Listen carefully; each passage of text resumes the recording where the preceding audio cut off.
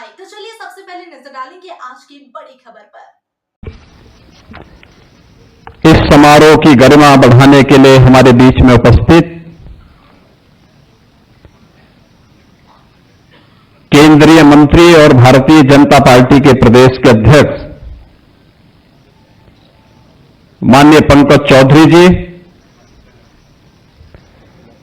उत्तर प्रदेश सरकार में मंत्रिमंडल के मेरे वरिष्ठ सहयोगी उप मुख्यमंत्री द्वय श्री केशव प्रसाद मौर्य जी, श्री ब्रजेश पाठक जी, प्रदेश के वित्त और संसदीय कार्य मंत्री श्री सुरेश कुमार खन्ना जी अभी भी कुमारी हैं,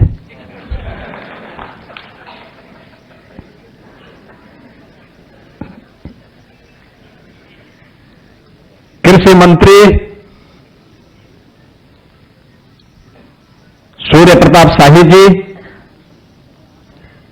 प्रदेश सरकार की वरिष्ठ मंत्री श्रीमती बेबी रानी मौर्य जी,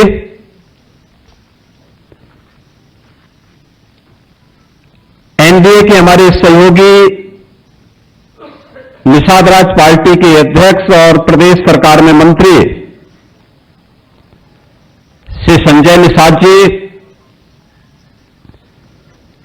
प्रदेश सरकार में तकनीकी शिक्षा के मंत्री श्री आशीष पटेल जी,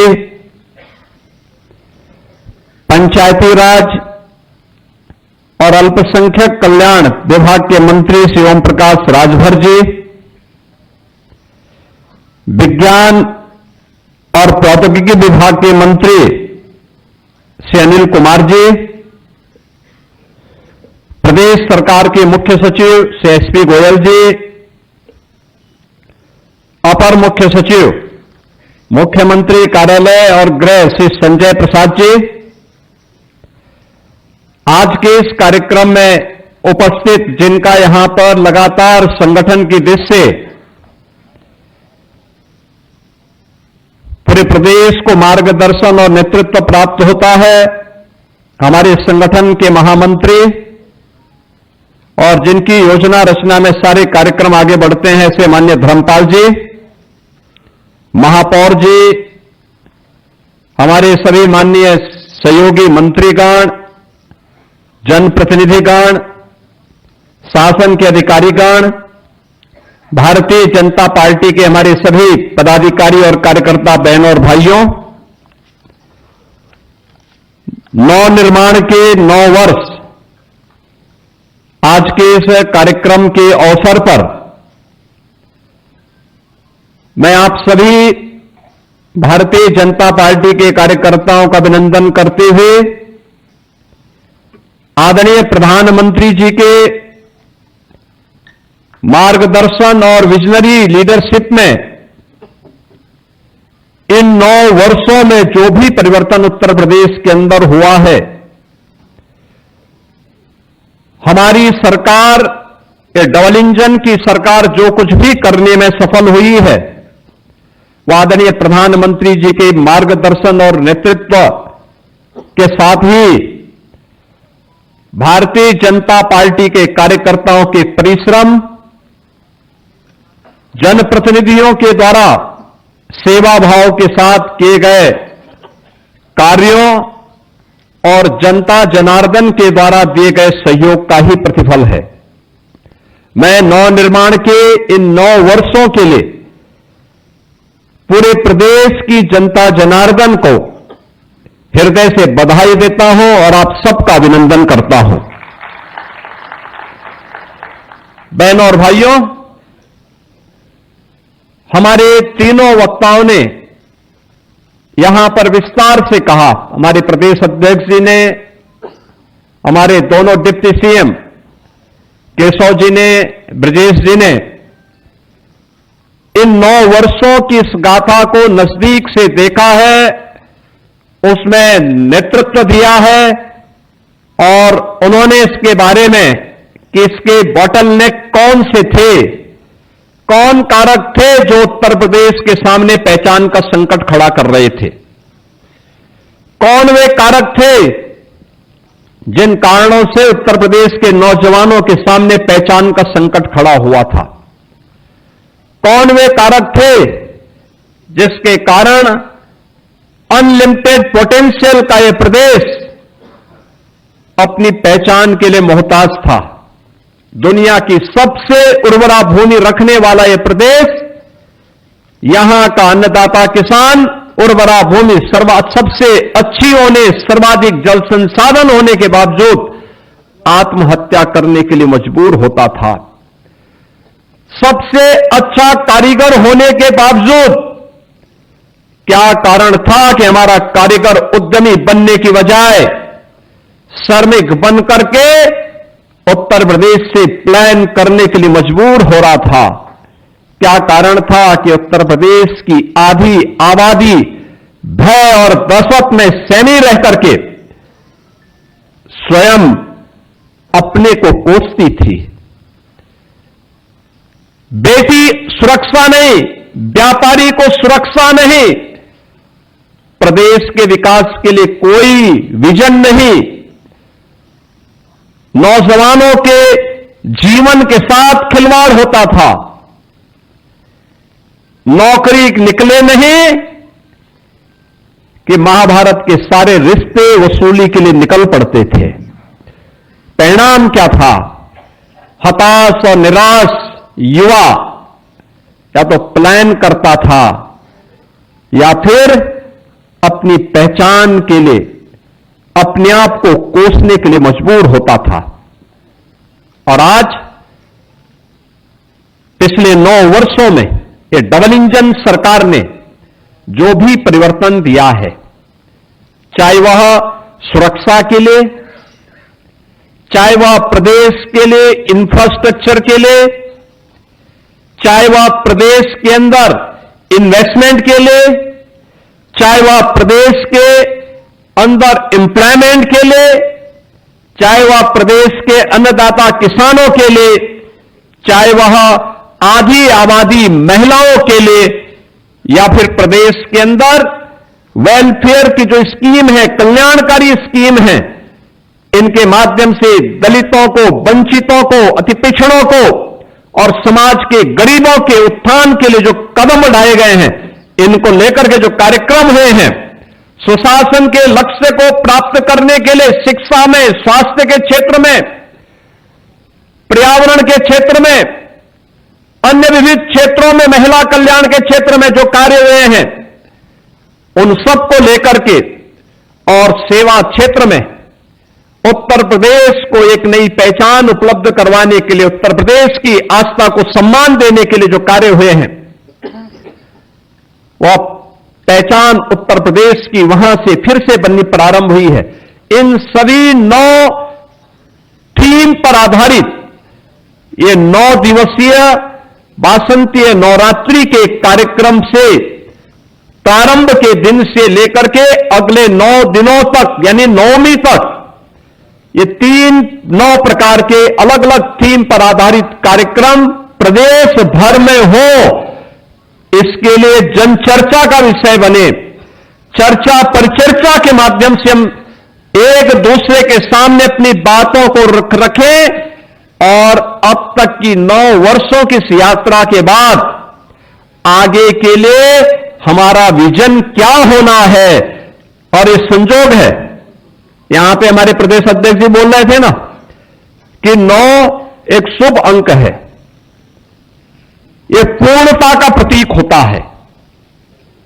ये पूर्णता यानी हमने 9 वर्षों में जो किया है, अब इसको चर्चा पर चर्चा का विषय बना करके इससे निकलने वाले मंथन के निकलने वाले अमृत से अब हम उत्तर प्रदेश की आगामी उस कार्य योजना को लेकर के कार्य करेंगे, जिसमें 2029-30 में उत्तर प्रदेश को $1 ट्रिलियन की इकोनॉमी की दिशा में अग्रसर करने की दिशा में क्या प्रयास होने हैं, उस दिशा में किए जाने वाले प्रयास का हिस्सा है। जनता के सुझाव है,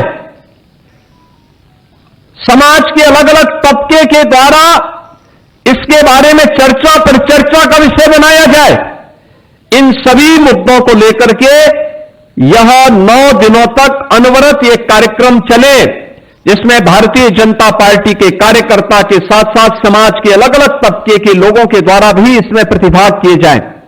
विश्वविद्यालयों में, महाविद्यालयों में यद्यपि परीक्षाएं चल रही होंगी, लेकिन तब भी हमें युवाओं के बीच में, अन्नदाता किसानों के बीच में, कारीगरों के बीच में, श्रमिकों के बीच में, महिलाओं के बीच में, गरीबों के बीच में, समाज के प्रत्येक तबके के बीच में हम जाकर के इनको चर्चा पर चर्चा का विषय बनाएं।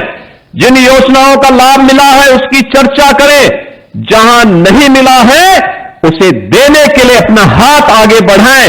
इस देश से सरकार आगे बढ़ी है, 9 वर्ष बढ़े हैं, 9 वर्ष हुए हैं। तो 1 अप्रैल से जो हमारा वित्तीय वर्ष प्रारंभ होने जा रहा है, इसमें हमने पैसे की व्यवस्था भी 9,12,000 करोड़ रुपए की व्यवस्था की है प्रदेश के विकास के लिए।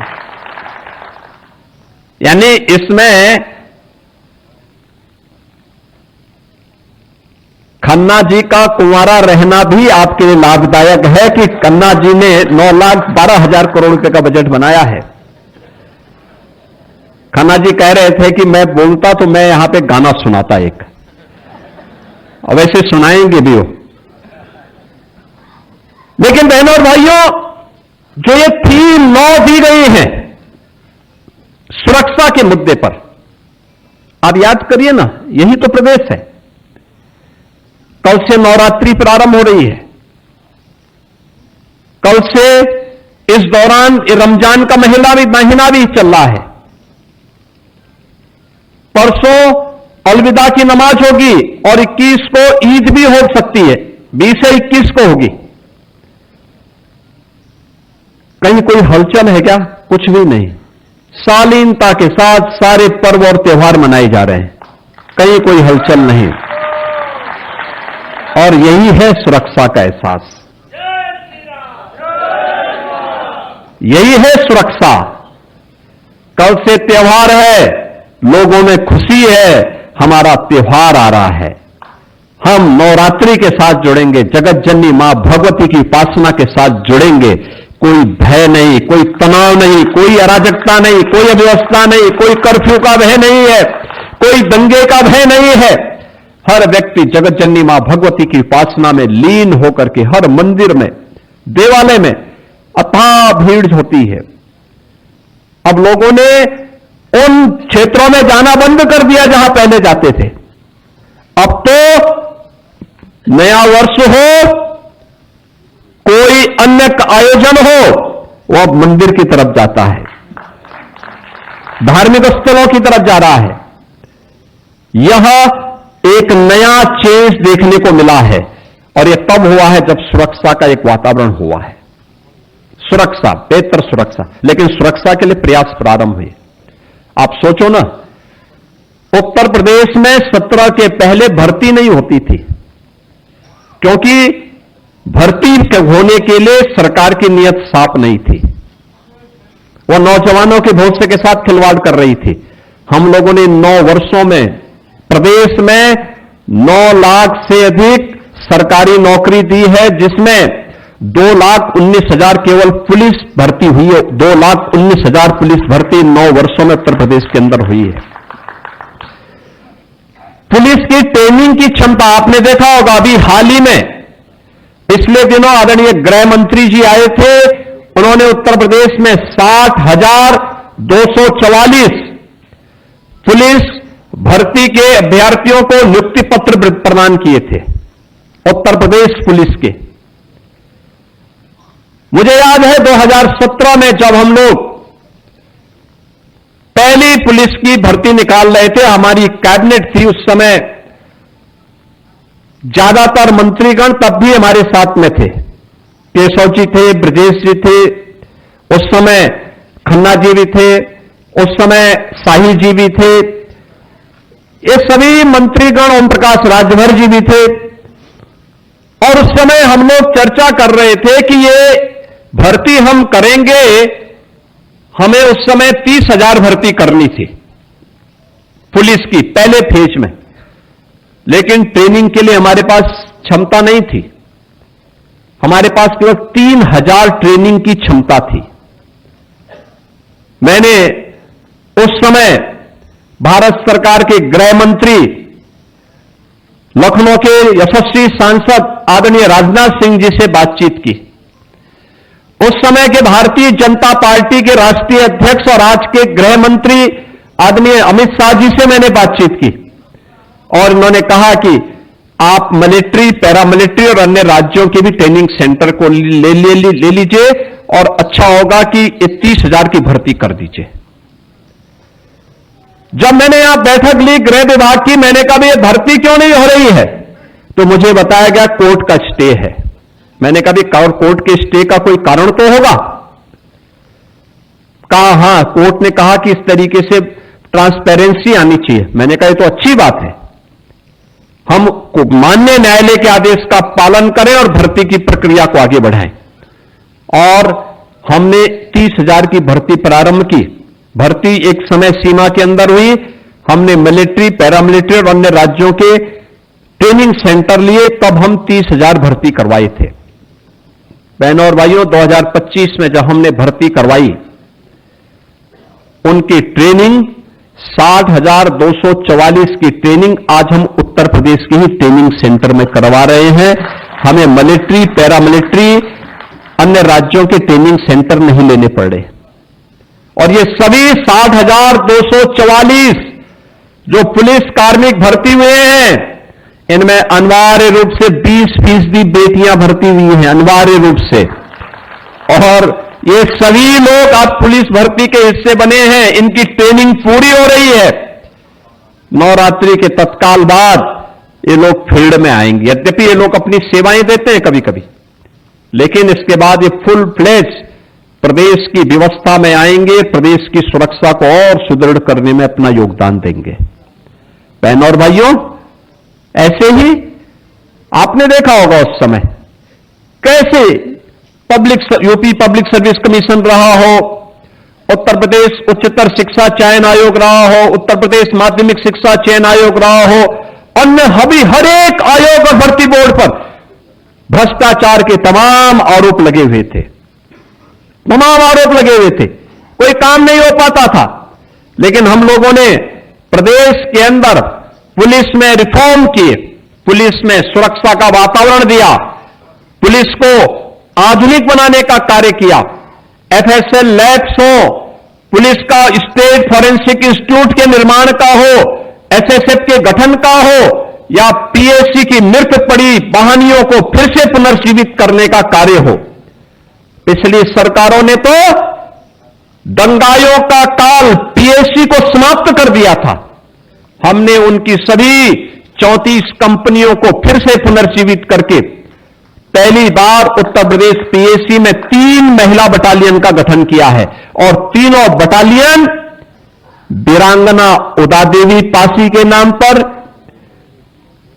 वीरांगना झलकारी बाई कोड़ी के नाम पर, वीरांगना अवंती बाई लोधी के नाम पर, ये तीनों बटालियन का गठन हमारा प्रदेश के अंदर हो गया है। और तीनों बटालियन में इन तीनों वीरांगनाओं की अश्वारोही प्रतिमाएं भी वहां पर स्थापित कराई जा रही हैं। बहनों और भाइयों, पुलिस कमिश्नरेट सिस्टम हमने 7 जनपदों में लागू किया। ये पुलिस रिफॉर्म का पार्ट था। आज हमारे पास फॉरेंसिक लैब्स हैं, आज हमारे पास फॉरेंसिक इंस्टीट्यूट है, आज हमारे पास स्पेशल प्रदेश के अंदर आज स्पेशल सिक्योरिटी फोर्स है, एसडीआरएफ है, और आज उत्तर प्रदेश के पास हर जिले में एक साइबर थाना भी है और हर थाने में एक साइबर हेल्प डेस्क भी आज हम लोगों ने वर्तमान की चुनौतियों को ध्यान में रख करके प्रस्तुत किया है। यह है सुरक्षा के लिए प्रदेश के अंदर जो कार्यक्रम बनाए गए हैं। अभी हम लोग सिंगापुर और जापान की यात्रा पे मैं गया था, मेरे साथ में वित्त मंत्री और उद्योग मंत्री थे। केशव जी और आईटी मिनिस्टर जर्मनी की यात्रा में गए थे। हम लोग जब उन देशों की यात्रा में थे, वहां का बड़ा मंत्री और बड़ा उद्यमी मिलता था, एक ही बात कहता था।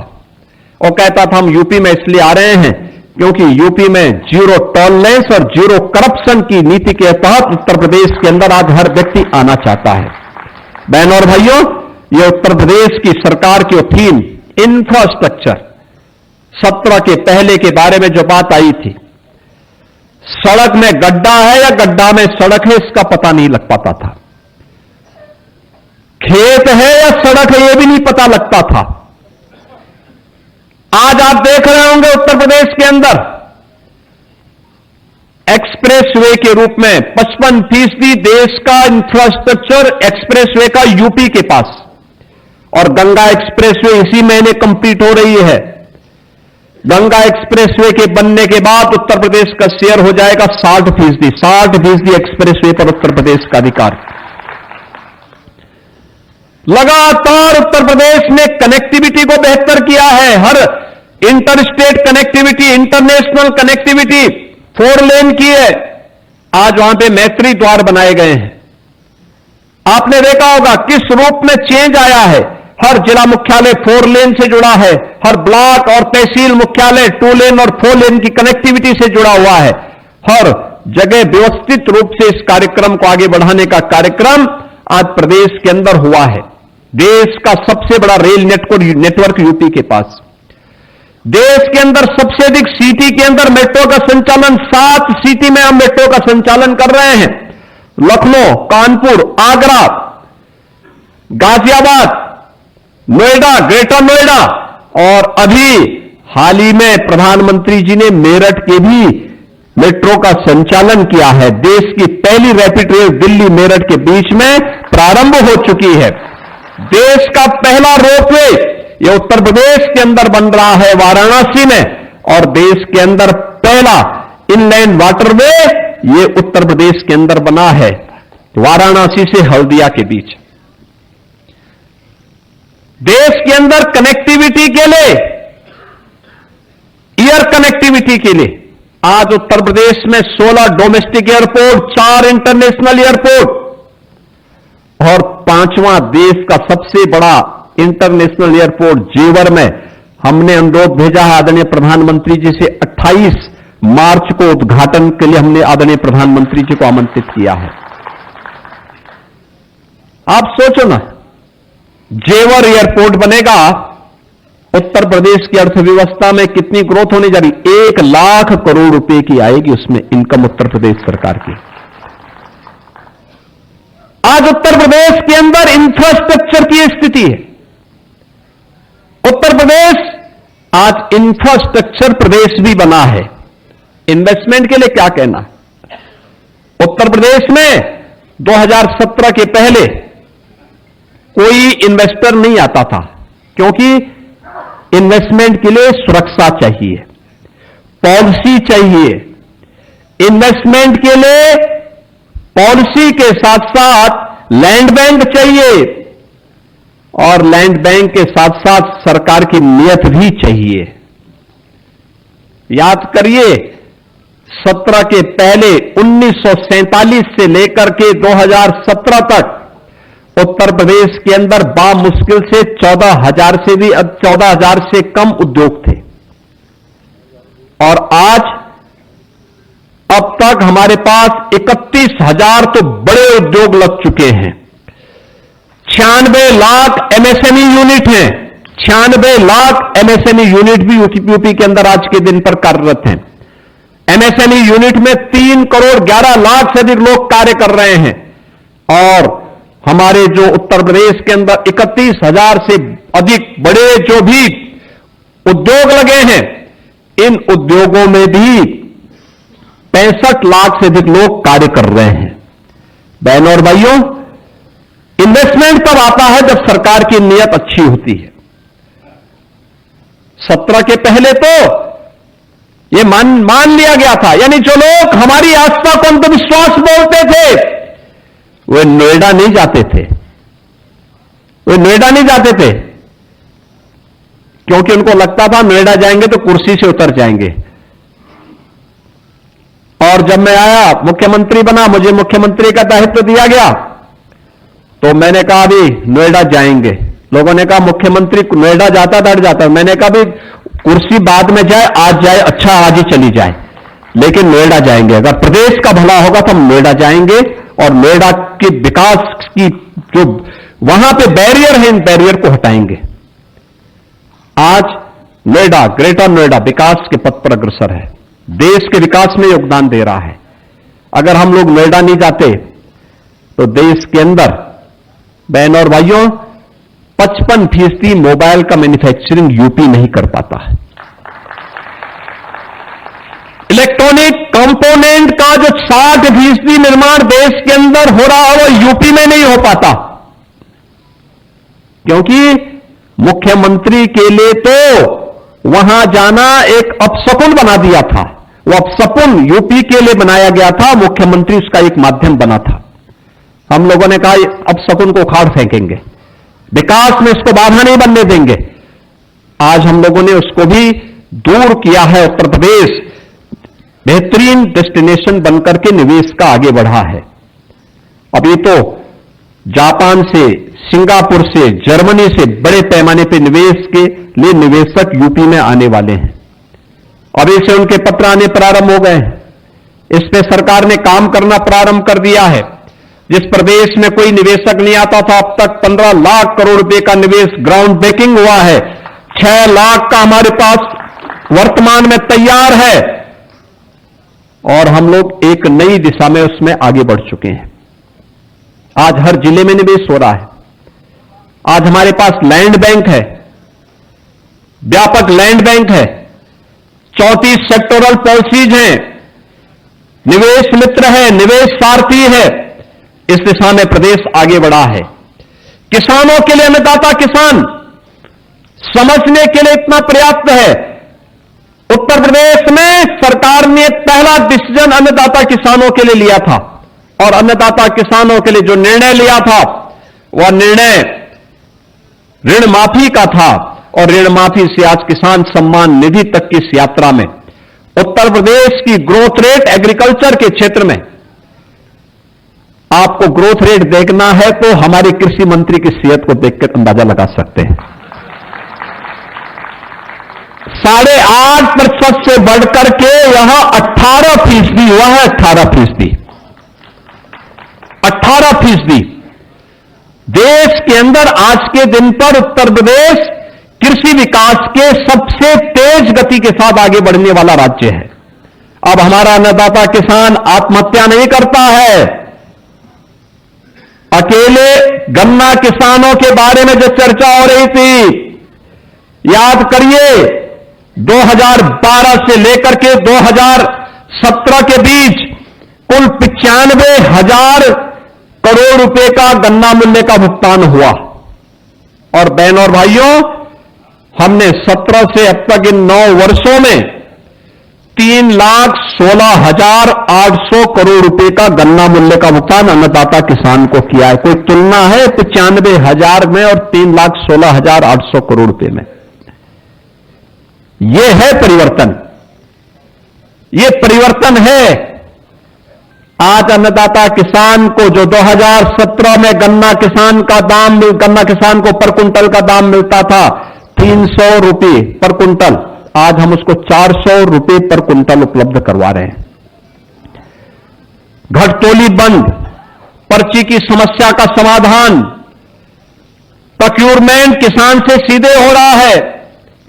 धान हो, गेहूं हो, सरसों हो, तिलहन हो, दलहन हो, बाजरा हो, मिलेट हो, इस सब की सबको हम खरीद रहे हैं। मक्का हो, इन सब की खरीद सरकार सरकारी क्रय केंद्र में करती है और मिनिमम सपोर्ट प्राइस तय करती है।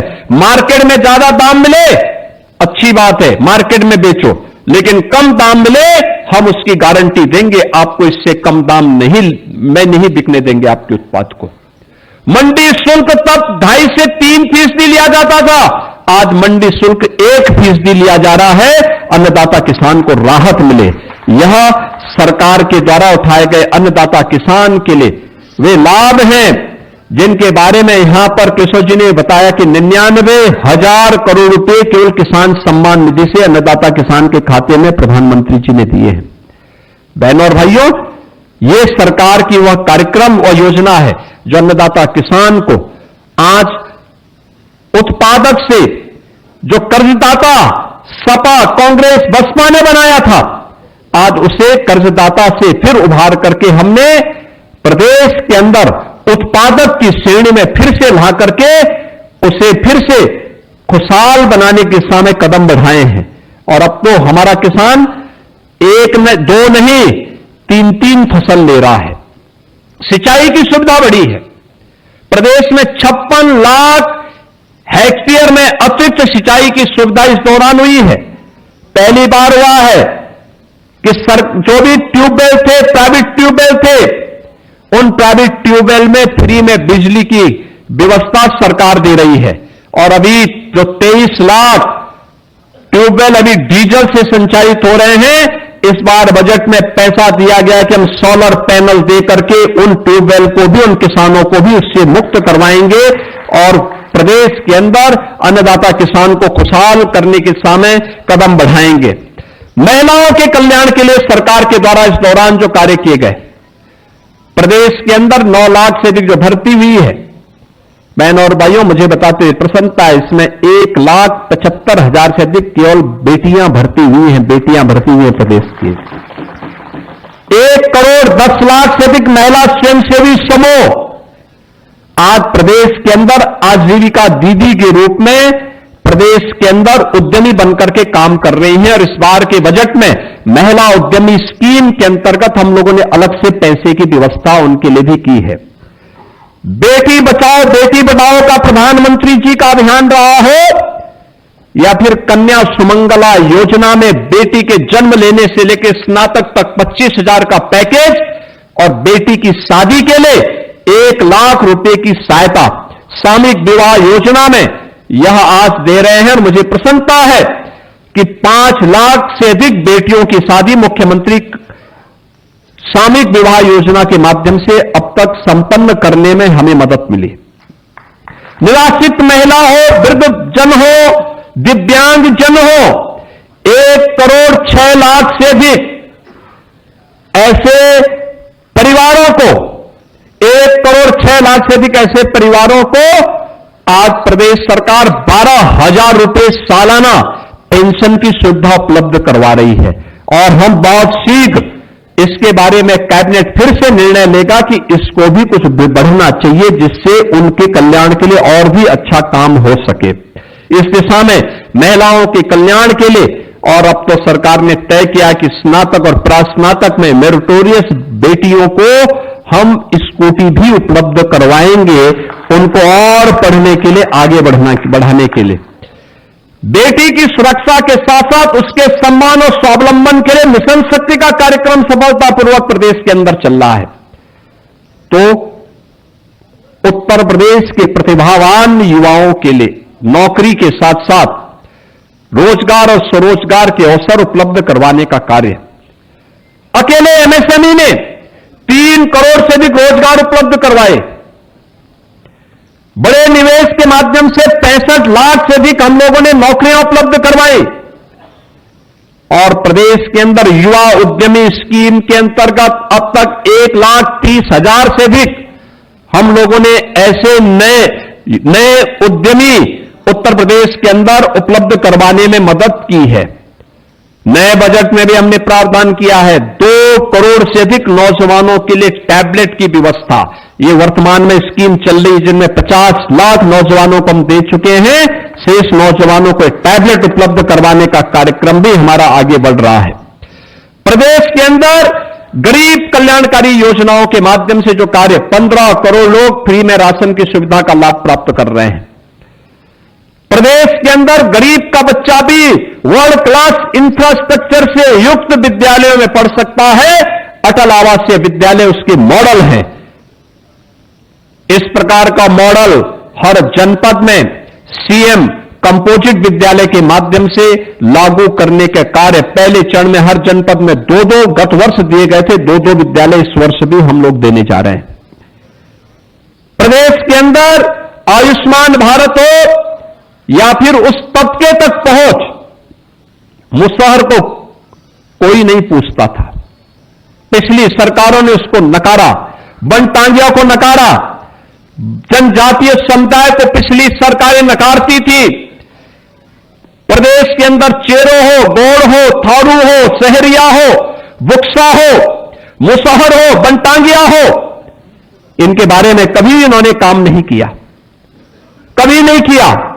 पहली बार हुआ है 100% सिचुएशन के लक्ष्य तक पहुंचाने के लिए सरकार ने उनके लिए योजनाएं लागू की। आज उनको जमीन के पट्टे भी मिल रहे हैं, आज उनको आवास भी मिल रहा है, आज उनको हर घर नल की योजना का लाभ भी मिल रहा है, हर घर तक बिजली भी मिल रही है, हर घर तक राशन कार्ड भी उपलब्ध हुआ है, हर घर को स्वास्थ्य की सुविधा भी उपलब्ध हुई है। ये सभी सुविधाएं उन तबकों तक पहुंचाने का काम, क्योंकि हमने प्रदेश को फिरकों में बांट करके नहीं देखा, हमने जातीय चश्मे से नहीं देखा, हमने क्षेत्रीय चश्मे से नहीं देखा।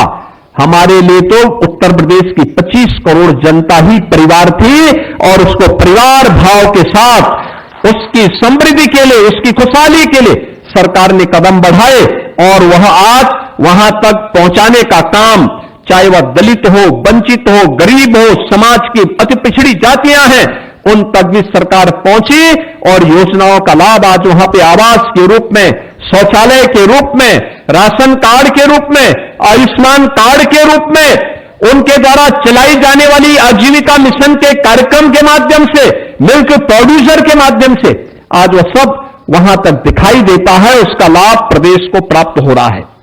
बहन और भाइयों, सुशासन के इस लक्ष्य को प्राप्त करने के लिए शिक्षा के क्षेत्र में जो कार्य हुआ है, आपने देखा होगा पाठक जी जो अपने भाषण में कह रहे थे, बेसिक शिक्षा परिषद की स्कूलों में बेटियां नंगे पैर जाती थी, फटे कपड़े होते थे।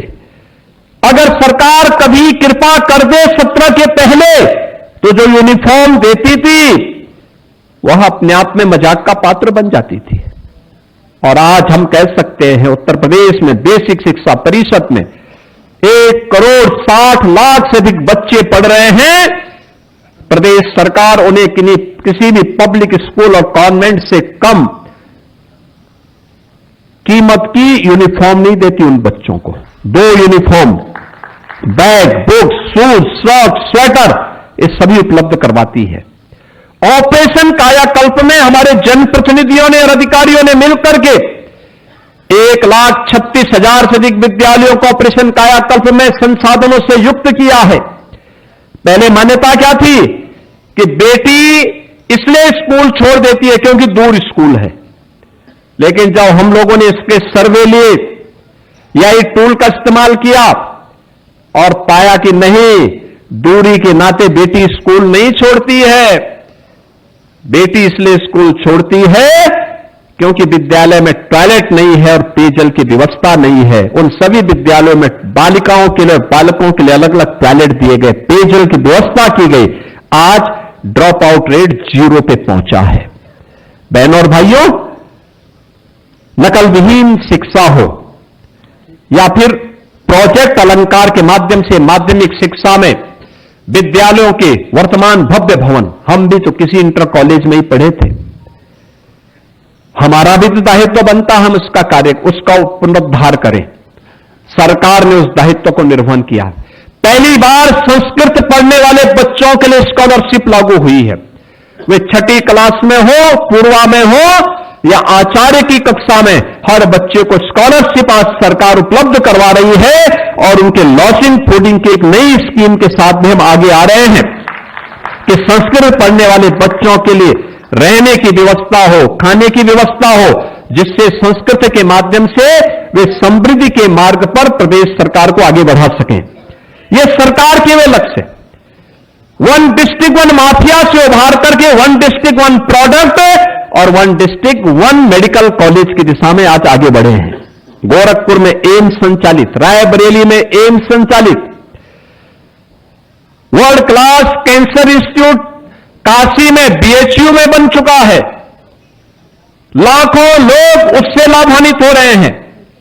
और आज प्रदेश सरकार ने स्वास्थ्य के क्षेत्र में जो प्रगति की है, लगभग 6 करोड़ गोल्डन कार्ड जारी होने के साथ ही आरोग्य मेले हर पीएचसी पे हर रविवार को आयोजित हो रहे हैं। आज इंसेफ्लाइटिस की बीमारी पूरी तरह समाप्त हुई है, वेक्टर बोर्न डिजीज समाप्त हुई है। उसमें एक नियंत्रण, प्रभावी नियंत्रण किया गया है और उस दिशा में जो कार्य आगे बढ़े हैं, पर्यावरण के संरक्षण के लिए इतना बड़ा राज्य, इतना इंफ्रास्ट्रक्चर का क्रिएशन, उस सब के बावजूद देश के अंदर बड़े राज्यों में उत्तर प्रदेश अपने यहां ग्रीन लैंड बढ़ाने में सफल हुआ है। ज्यादा वृक्षारोपण के लक्ष्य को प्रदान करने वाले राज्यों में प्रदेश सरकार ने अपने को आगे बढ़ाया है। बहनों और भाइयों, सेवा सेक्टर में भी जो कार्य हुए हैं, आज प्रदेश उस दिशा में तेजी के साथ आगे बढ़ा है। 156 करोड़ टूरिस्ट और श्रद्धालु गत वर्ष उत्तर प्रदेश के विभिन्न धार्मिक स्थलों पर और पर्यटन केंद्रों में आया है। अनुमान करिए 2017 के पहले यह संख्या कुछ लाखों में हुआ करती थी, आज ये करोड़ों में पहुंच गई है। ये केवल पर्यटन नहीं है, ये राष्ट्र को जोड़ने के सेतु भी हैं, यह प्रदेश के बारे में परसेप्शन को बदलने वाले भी हैं और रोजगार के नई संभावनाओं को भी आगे बढ़ाने वाले हैं। नई संभावनाएं बढ़ी हैं, समृद्धि बढ़ी है, लोग आगे बढ़े हैं।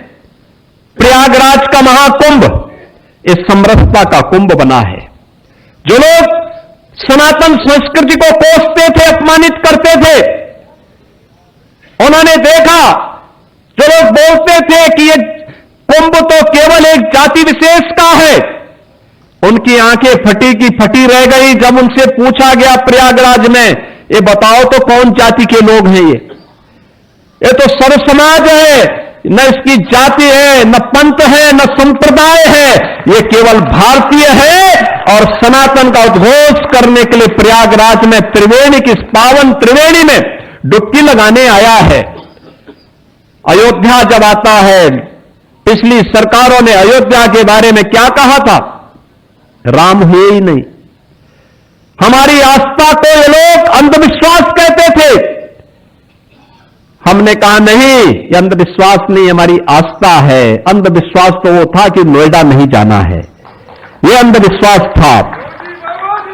लेकिन अयोध्या हमारी आस्था है, क्योंकि अयोध्या ने हमें मर्यादा के साथ कैसे रहना है ये सिखाया है और वह अयोध्या आज नई अयोध्या के रूप में हमारे सामने है। काशी कैसे होनी है, जीवन कैसे होता है, जीवन की जीवंतता देखनी है।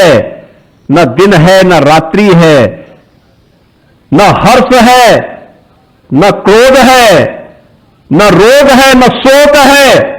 काशी निरंतर चलायमान है, जीवंतता का प्रतीक है। ये देखना है तो काशी में जाकर के देखो बाबा विश्वनाथ का धाम। आदरणीय प्रधानमंत्री जी के विजन को किस रूप में आज साकार करते हुए आगे बढ़ रहा है, दुनिया को अपनी ओर आकर्षित कर रहा है। और भक्ति देखनी हो तो मथुरा वृंदावन में जाकर के देखो। भारत के पौराणिक ज्ञान की धरोहर को देखना तो नैमिषारण्य में आकर के देखो। भागवत की भूमि के रूप में देखना हो तो जाके सुख तीर्थ में जाकर के देखो। भाई भाई का प्रेम कैसे होता है देखना तो चित्रकूट धाम में जाकर के देखो, क्योंकि ये सब कुछ हमारे पास है। बुद्ध की करुणा देखनी है तो कुशीनगर में जाकर के देखो। बहनों और भाइयों, भारत के अंदर मन चंगा तो कठौती में गंगा। संत रविदास के कर्मयोग को देखना है तो काशी के साथ साथ उस गरीब बस्ती में जाकर के देखो, जहां रैदासी संप्रदाय से जुड़ा हुआ कोई संत अपनी भक्ति में लीन होकर के भारत की राष्ट्रीयता को मजबूती प्रदान कर रहा है। और ये उत्तर प्रदेश की ताकत बनती है, यही देश की ताकत बनती है। और उस ताकत के हम वर्तमान में संवाहक हैं। हम सब गौरव की अनुभूति कर सकते हैं कि आदरणीय प्रधानमंत्री जी के नेतृत्व में, उनके मार्गदर्शन में हम सब उत्तर प्रदेश वासियों को अपने अतीत की इस विरासत के साथ गौरव के साथ आगे बढ़ने का सौभाग्य प्राप्त हुआ है। हम भी उत्तर प्रदेश के लिए कुछ कर पा रहे हैं। आने वाली पीढ़ियां हमें कोसेंगी नहीं, इस बात के लिए नहीं कोसेंगी कि इनको अवसर मिला था, इन्होंने कुछ नहीं किया। आने वाली पीढ़ी ये कहेगी कि सपा और कांग्रेस के पाप से मुक्त करके पुण्य भूमि बनाने का काम भारतीय जनता पार्टी की डबल इंजन सरकार ने यूपी के अंदर किया है। उत्तर प्रदेश को उसकी पहचान दिलाई है और उस पहचान पर हम सब गौरव की अनुभूति करते हैं। और इसीलिए तो पंकज जी जो कह रहे थे, हमारे प्रदेश अध्यक्ष जी, उन्होंने कहा ना कि जब इससे पहले एक सांसद के रूप में हम कनाड प्लेस में जाते थे, देश के अंदर किसी अन्य राज्य में जाते थे, लोग पूछते थे कहां से हैं, हम बोलते थे यूपी से, तो लोग पीछे हटते थे। और आज जब जाते हैं, कहीं भी आप जाइए देश में, दुनिया में, आप बोलेंगे कहां से हैं, वो पूछता है कहां से हैं, आप पूछेंगे यूपी से, तो सामने वाले के चेहरे पर एक नया तेज झलकता है। ऐसे लगता है जैसे वो आपको सिर आंखों पर बिठाने को तैयार है। बहनों और भाइयों, ये परिवर्तन तब आता है जब टीम वर्क के साथ एक सामूहिक प्रयास होता है। 25 करोड़ की जनता जब प्रधानमंत्री मोदी जी के नेतृत्व में एक स्वर में आगे बढ़ती है, एक स्वर में, उन्हीं के स्वर में स्वर मिलाकर के आगे बढ़ने का संकल्प लेती है, परिणाम आते हैं। उस परिणाम का साक्षी आज उत्तर प्रदेश बन रहा है। आज उत्तर प्रदेश सुरक्षा का, सुशासन का और समृद्धि का एक नया मॉडल बनने की दिशा में अग्रसर हुआ है। इस मॉडल को और मजबूती के साथ आगे बढ़ा करके अब उत्तर प्रदेश को भारत के अंदर ट्रस्ट का जो एक कारण बना है, ये टेक्नोलॉजी, ट्रांसपेरेंसी एंड ट्रांसफॉर्मेशन की ट्रिपल टी है। ये ट्रिपल टी ही इस ट्रस्ट का कारण है। इसके लिए हम लोगों को कुछ कदम उठाने पड़े और वह कदम थे आज जो कुछ भी कार्यक्रम हुए हैं। बहनों और भाइयों, आज उसका परिणाम क्या है? जो उत्तर प्रदेश पहले जो बॉटलनेक थे उसको हमने हटाया है, बॉटलनेक से उसको ब्रेक थ्रू में बदलने का काम किया है। उत्तर प्रदेश और पहले रेवेन्यू डेफिसिट स्टेट था, आज पिछले 5-6 वर्षों से लगातार रेवेन्यू सरप्लस स्टेट के रूप में अपनी पहचान को आगे बढ़ाया है। टॉप 3 इकोनॉमी के रूप में यूपी आज देश के अंदर है। हम बॉटम 3 से टॉप 3 में पहुंचे हैं। यह हमारी शानदार यात्रा है। आज उत्तर प्रदेश की प्रति व्यक्ति आय 3 गुनी हुई है। 2017 में उत्तर प्रदेश की अर्थव्यवस्था 13 लाख करोड़ की थी, आज हम उसको 36 लाख करोड़ तक पहुंचाने में सफल हुए हैं। सीडी रेशियो 45% से बढ़ाकर के 61% पहुंचाने में सफल हुए हैं। ये नए उत्तर प्रदेश की पहचान है जो उत्तर प्रदेश को निरंतर एक नई गति के साथ आगे बढ़ा रही है। मैं आज के इस अवसर पर अपने टीम के सभी सदस्यों को हृदय से धन्यवाद देता हूं। आप सभी को मैं इस अवसर पर अभिनंदन करता हूं। भारतीय जनता पार्टी और अपने सहयोगी दलों के सभी कार्यकर्ताओं का मैं अभिनंदन करता हूं। प्रदेशवासियों को इन 9 वर्षों में सहयोग के लिए हृदय से अपनी बधाई देता हूं और विश्वास करता हूं कि 9 दिनों तक चलने वाला यह अभियान, अलग अलग थीम को लेकर के चलने वाला यह अभियान प्रदेश में चर्चा परिचर्चा का विषय बने, हम लोग आम जन तक पहुंचे। आज इसके लिए जो यहां पे कुछ लिटरेचर भी प्रकाशित हुआ है, जिसको अभी हम लोगों ने यहां पे विमोचन किया है। 3 प्रकार का एक फोल्डर है, एक छोटी पॉकेट बुक है और एक पुस्तिका है। ये तीनों पर्याप्त मात्रा में आपको भी मिलेंगी, हर जनपद में उपलब्ध होंगी। हम इसको जन जन तक पहुंचा करके व्यापक प्रचार प्रसार करें। जिन लोगों को योजना का लाभ मिला है वे बोले, जिनको नहीं मिला है उन तक हमारे हाथ पहुंच कर उन्हें योजनाओं के साथ जोड़ने का कार्य करें। इस विश्वास के साथ आप सबको मैं वासंतीय नवरात्रि की और रामनवमी की हृदय से मंगल में शुभकामनाएं देते हुए अपनी वाणी को विराम देता हूं। धन्यवाद। जय हिंद। भारत माता की, भारत माता की, वंदे वंदे वंदे। नवनिर्माण के 9 वर्ष आज के इस कार्यक्रम में इस समारोह की गरिमा बढ़ाने के लिए हमारे बीच में उपस्थित केंद्रीय मंत्री और भारतीय जनता पार्टी के प्रदेश के अध्यक्ष माननीय पंकज चौधरी जी, उत्तर प्रदेश सरकार में मंत्रिमंडल के मेरे वरिष्ठ सहयोगी, उप मुख्यमंत्री द्वय श्री केशव प्रसाद मौर्य जी, श्री ब्रजेश पाठक जी, प्रदेश के वित्त और संसदीय कार्य मंत्री श्री सुरेश कुमार खन्ना जी अभी भी कुमारी हैं,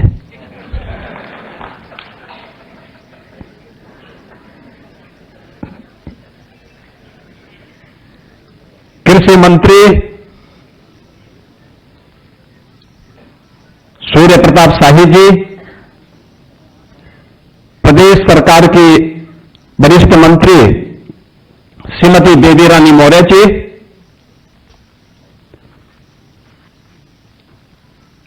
एनडीए के हमारे सहयोगी निषाद राज पार्टी के अध्यक्ष और प्रदेश सरकार में मंत्री श्री संजय निषाद जी, प्रदेश सरकार में तकनीकी शिक्षा के मंत्री श्री आशीष पटेल जी, पंचायती राज और अल्पसंख्यक कल्याण विभाग के मंत्री श्री ओम प्रकाश राजभर जी, विज्ञान और प्रौद्योगिकी विभाग के मंत्री श्री अनिल कुमार जी, प्रदेश सरकार के मुख्य सचिव श्री एसपी गोयल जी, अपर मुख्य सचिव मुख्यमंत्री कार्यालय और गृह श्री संजय प्रसाद जी, आज के इस कार्यक्रम में उपस्थित जिनका यहां पर लगातार संगठन की दृष्टि से पूरे प्रदेश को मार्गदर्शन और नेतृत्व प्राप्त होता है, हमारे संगठन के महामंत्री और जिनकी योजना रचना में सारे कार्यक्रम आगे बढ़ते हैं, ऐसे माननीय धर्मपाल जी, महापौर जी, हमारे सभी माननीय सहयोगी मंत्रीगण, जनप्रतिनिधिगण, शासन के अधिकारीगण, भारतीय जनता पार्टी के हमारे सभी पदाधिकारी और कार्यकर्ता बहनों और भाइयों, नवनिर्माण के 9 वर्ष आज के इस कार्यक्रम के अवसर पर मैं आप सभी भारतीय जनता पार्टी के कार्यकर्ताओं का अभिनंदन करते हुए आदरणीय प्रधानमंत्री जी के मार्गदर्शन और विजनरी लीडरशिप में इन 9 वर्षों में जो भी परिवर्तन उत्तर प्रदेश के अंदर हुआ है, हमारी सरकार, ये डबल इंजन की सरकार जो कुछ भी करने में सफल हुई है, वो आदरणीय प्रधानमंत्री जी के मार्गदर्शन और नेतृत्व के साथ ही भारतीय जनता पार्टी के कार्यकर्ताओं के परिश्रम, जनप्रतिनिधियों के द्वारा सेवा भाव के साथ किए गए कार्यों और जनता जनार्दन के द्वारा दिए गए सहयोग का ही प्रतिफल है। मैं नवनिर्माण के इन 9 वर्षों के लिए पूरे प्रदेश की जनता जनार्दन को हृदय से बधाई देता हूं और आप सबका अभिनंदन करता हूं। बहनों और भाइयों, हमारे तीनों वक्ताओं ने यहां पर विस्तार से कहा, हमारे प्रदेश अध्यक्ष जी ने, हमारे दोनों डिप्टी सीएम केशव जी ने, ब्रजेश जी ने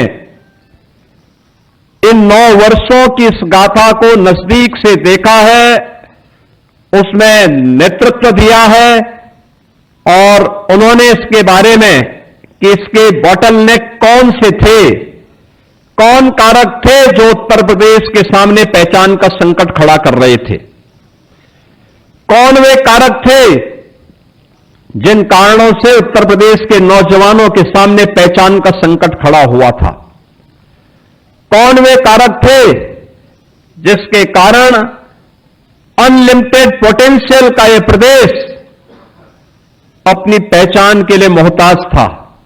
दुनिया की सबसे उर्वरा भूमि रखने वाला यह प्रदेश, यहां का अन्नदाता किसान उर्वरा भूमि सबसे अच्छी होने, सर्वाधिक जल संसाधन होने के बावजूद आत्महत्या करने के लिए मजबूर होता था। सबसे अच्छा कारीगर होने के बावजूद क्या कारण था कि हमारा कारीगर उद्यमी बनने की बजाय श्रमिक बन करके उत्तर प्रदेश से पलायन करने के लिए मजबूर हो रहा था?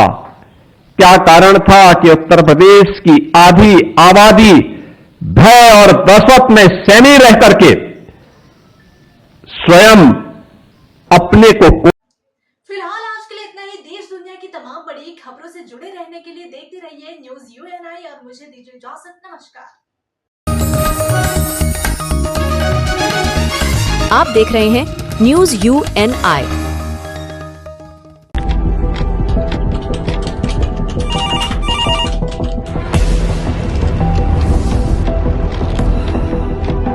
क्या? ठीक है, हम लोग अभी आ रहे हैं। राजनीति के राज जनता तक पहुंचाना आसान नहीं है। खबरें के बाजार में बिना तमाशे के सच दिखाना आसान नहीं है, लेकिन अब सब कुछ होगा आसान। हम हैं न्यूज़ यूएनआई। न्यूज़ यूएनआई हम जियो टीवी,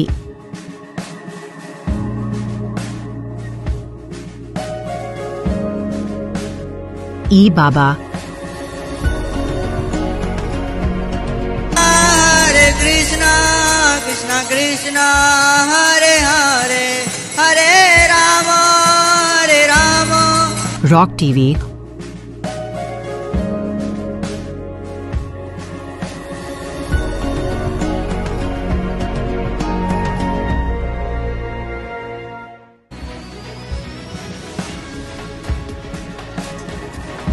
और प्ले ऑन टीवी पर उपलब्ध हैं। हरे कृष्णा कृष्णा कृष्णा हरे हरे, हरे राम हरे राम। अधिक अपडेट के लिए YouTube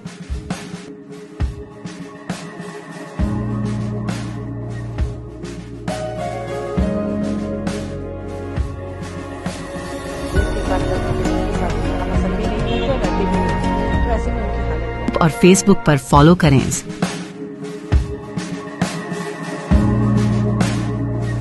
साल में एक आपका मनपसंद चैनल न्यूज़ यूएनआई अब आ रहा है जियो टीवी पर भी। Channel number 3003। उसके साथ अब हम उपलब्ध हैं ओटीटी प्लेटफॉर्म्स पर, जैसे rock TV, zinger TV, play on TV, ई वावा, D2H live TV, world TV, Nexa G TV HD, TV HD1, googly TV, star on TV, FTV, solid TV box, cric star, rose news, Chanakya world TV. इसके अलावा हम आपके साथ जुड़े रहेंगे social media pages पर, जो है हमारे Facebook Uni news Hindi, Uni news Bangla, उसके साथ लिंक्डइन और इंस्टाग्राम पर भी। यही नहीं, इसके अलावा हम आपके साथ जुड़े रहेंगे यूट्यूब के माध्यम से भी।